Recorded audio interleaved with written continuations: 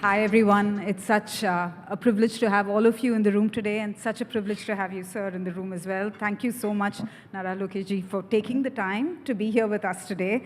And we have a really exciting discussion because I remember this, when we first met, and I remember your vision for Andhra, for Mana Mitra that we talked about for the state of Andhra. And what you had talked at that time was one single WhatsApp number for all citizen services. And your goal was really simple, which was to simplify governance and enhance, citizen service accessibility. So could you talk about how you came up with this idea to begin with? Because this was quite transformative, because we were having some pilots, but this was the next leap. No, thank you, Sandhya, for hosting me. The idea came about when I did my Padayatra, where citizens would ask me that I would push a button and I get groceries to home, or I get a taxi, or I can watch a movie. So why is government not proactive in delivering services? So it was actually an electoral promise that I made during my Padayatra that we'll bring all the citizen services onto a single platform, a number, and deliver on the promise of ease of living. So that's where this idea came about. So it was inspired by the experience that people of Andhra Pradesh were actually having across various other technology platforms. And then I realized that everyone loves WhatsApp in India. And that's when we reached out to Meta. Yes. And then we started the discussion. And I remember the aggressive timeline you put as well for us. Do you want to talk about that a bit? I'm sure my Chief Minister will be watching this, and I'll get into a lot of trouble. We agreed to do this project in 60 days. It took us 90 days to launch. So if all of you have followed, Andhra is known for speed of doing business. But yes, I think we've started in the right direction. And I think we've really solved the basic problems that our citizens today face. And I think just in terms of from the genesis of an idea to actual implementation, and trust me, 90 days is very fast, but Mana Mitra scaled rapidly. We started with 160 services in Feb last year, and now it's almost 900 citizen services and, increasing every day. A significant expansion, if I may say that, across multiple departments, all in a very short period of time. So would love to hear your, insights into the journey, because it's very rapid growth. A little about, as you think about bringing all of these services online and your vision for this one number citizen services, a bit about the internal processes, the technologies and collaboration that would have had to be enabled, because I think we are a platform which enables it, but actually the real work gets done in the back end in terms of processes. And what mindset shifts were necessary, because there was that as well, right? Because multiple different government teams, stakeholders, to transition from a very traditional service delivery to a citizen-centric digital, approach. And I think would love to hear from you on key learnings, key challenges, and how you approach this, because at the heart of it, it's still a simple solution to use. I think biggest challenge is internal politics. Every department would like to control the experience, control data. But what makes things unique in Andhra Pradesh is we have something called real-time governance. It's actually a ministry. And I happen to be the minister of it. This is something our Chief Minister, Mr. Naidu, envisaged way back in 2016-17. And ever since, it's taken different forms. But now we've come out with a new avatar. But the biggest challenge was to bring everyone to come, sit, discuss, and then open up their AIs. So technology is merely an enabler of change, but real change should actually happen culturally. The cultural shift is important. So that's where I had to sit with the various ministers, ministries, secretaries to have a very open conversation that this is going to be a politically important subject for us. This is the mandate of our Honorable Chief Minister, and we need to get it done. Then we had to work department by department. We said, first, let's get the high sort of traffic services going, and then work backwards to the more niche services which are used occasionally, but are important for that few citizens who want to use it. So it was building that consensus, and of course, when we launched, the success that we've sort of delivered on the first 100-odd services, that really enabled us. It was a catalyst for every department to say, aha, this works, and this can transform. Yeah. And then this was part of our discussion in every cabinet meeting, where the Chief Minister would also say that okay, you're launching this service, make it WhatsApp first. So that's the approach that we've taken as a state. And I believe this is just the beginning.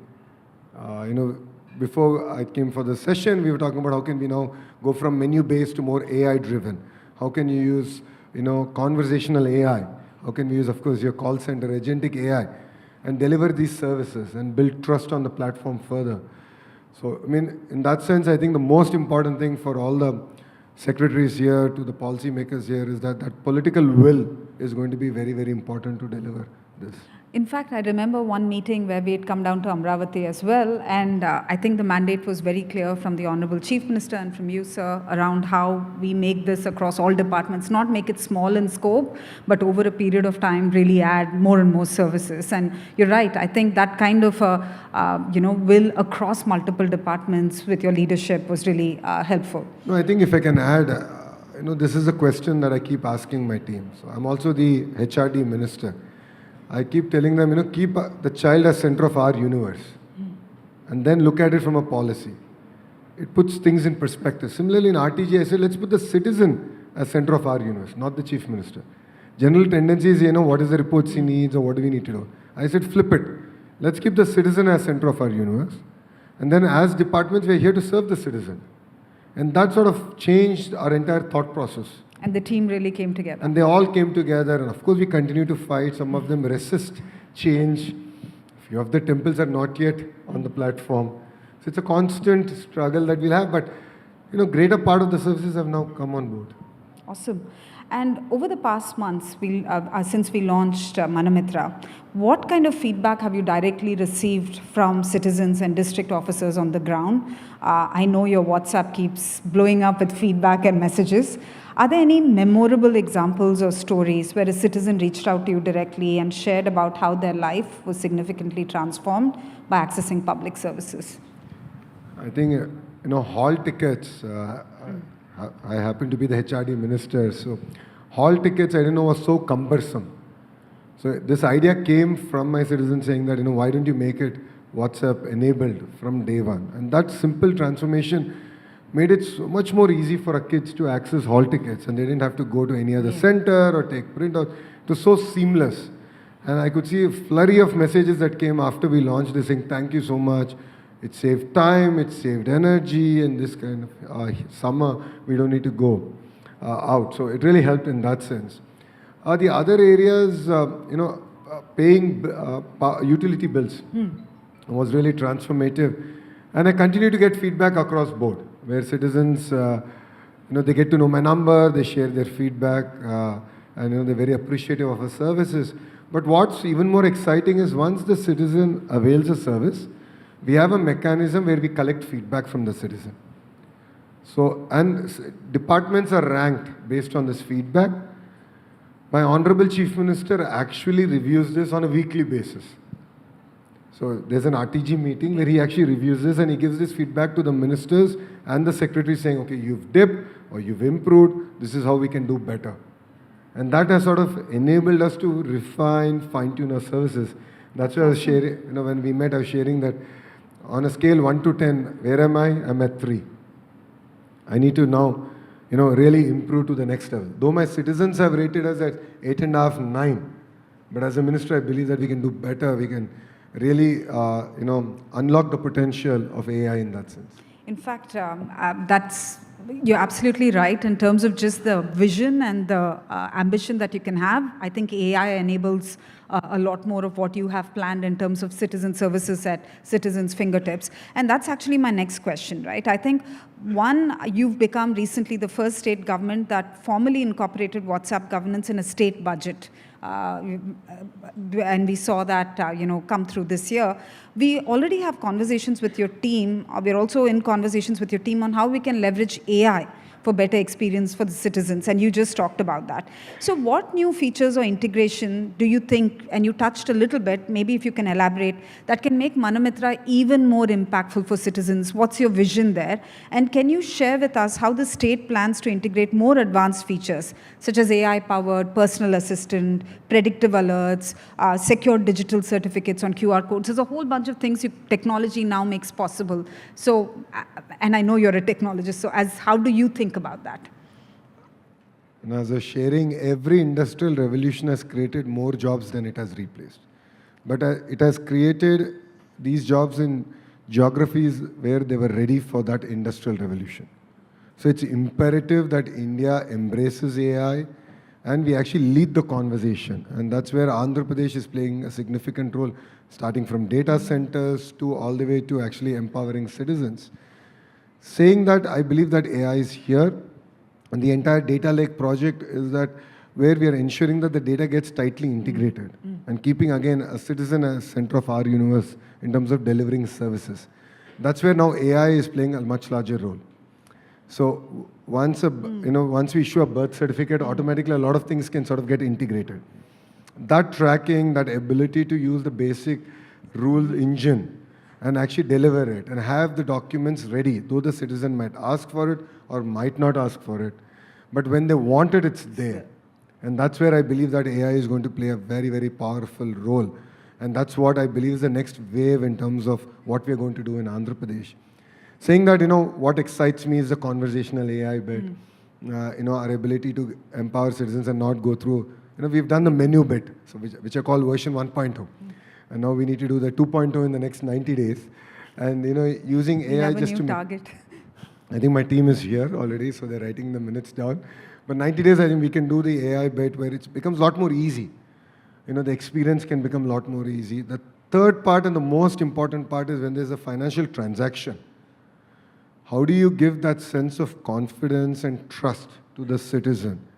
That yes, you're paying to the government, it is secured, and that is going to require a lot more sort of collaborative workshops, engaging citizens, giving them that comfort. So people are going to know how much they're due in terms of power bill or property taxes, but then some of them still are like, okay, I rather pay manually because we have to build a trust factor as we go. So I think that's the next focus area for us in terms of taking Mana Mitra 2.0. 2.0. So we are at about 30% of us households using Mana Mitra, and we want to take this to now 100%. So that's why we're going to back it with a sort of a door-to-door campaign to explain this to our citizens, and anyone who has a doubt, we can actually sort of give them an idea of how to use it, if required, do some use cases then and there.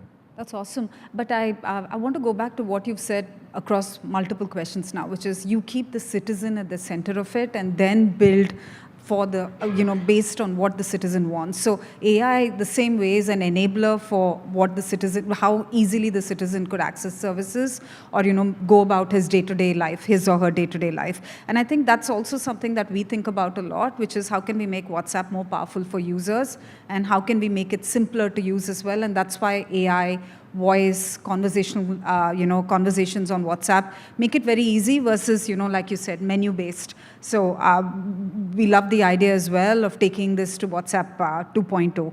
I want to go to my next question, and you sort of alluded to it, which is 30% of households are already using Mana Mitra today. I think since the bot launched, more than 50 lakh people have used it in Andhra. I think as you think about Mana Mitra in terms of simplifying citizen services to government services, how do you, citizen access to government services, how do you think this has worked particularly for rural households, for women and for low literacy populations?